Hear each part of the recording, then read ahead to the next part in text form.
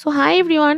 তো আমি প্রায় ২ বছর পর মাসির বাড়ি যাবো বলে প্ল্যান করেছি। আর এটা ছিল লাস্ট স্যাটারডে। আমি ডিউটি করে এসে ঝটপট বিকালে রেডি হয়ে গেছিলাম। আর এত গরম পড়েছে, এত গরম পড়েছে কি বলবো তোমাদেরকে।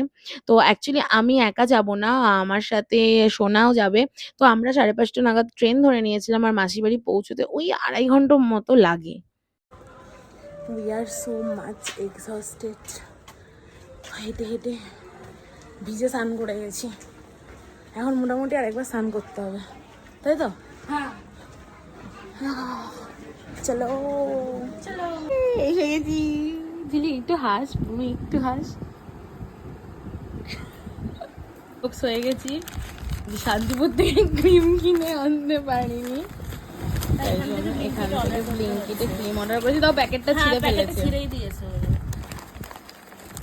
ঠিকঠাক দিয়েছে তো? দেখি দেখে ডেট টেট আছে কিনা দেখি। ডে ক্রিম, হ্যাঁ ডে ক্রিম, হ্যাঁ ২৮। আর বলো, এত দূর থেকে জার্নি করে আসার পর মাসি যখন এত সুন্দর একটা ডিশ আমাদেরকে ডিনারে দেয়, তো আর মানে কার না মন খুশি হয়ে যায়। সো চলো আবার দেখা হচ্ছে নেক্সট ভিডিওতে।